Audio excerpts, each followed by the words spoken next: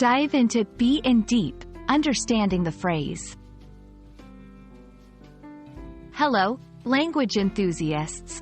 Today, we're going to explore the phrase, be in deep. Whether you're learning English as a new language or just looking to polish your skills, understanding phrases like this can add depth to your conversations. So let's dive in and uncover the meaning behind this intriguing phrase.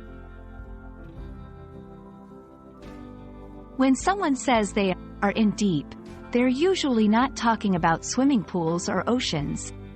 This phrase is a metaphorical way of saying that they are in a difficult situation or have become heavily involved in something quite complex or serious. It often implies that there might be some trouble or complications involved. You might hear several versions of this phrase. In deep water, in too deep, or in deep trouble, are all siblings of be in deep, each with a slight twist on the original. They all convey the sense of being engrossed in a challenging or problematic situation. Let's see how to use be in deep in a sentence. After investing all his savings in the stock market, he realized he was in deep. She got involved in the project without realizing she would be in deep with commitments. Using it correctly can reflect a sophisticated grasp of English idioms.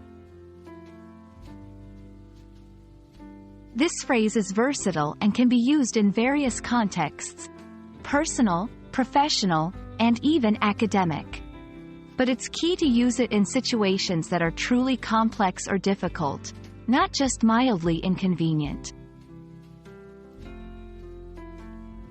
While it's great to know how to discuss complex situations, it's even better to avoid them. Here are some tips. Always assess the risk before getting involved in a new venture. Ask for help when you start to feel overwhelmed. That's all for today's lesson on the phrase, be in deep. We hope you found this deep dive informative and that you'll be able to use the phrase like a native speaker. Keep practicing, and remember, the more you familiarize yourself with English idioms, the more naturally they will come to you in conversation.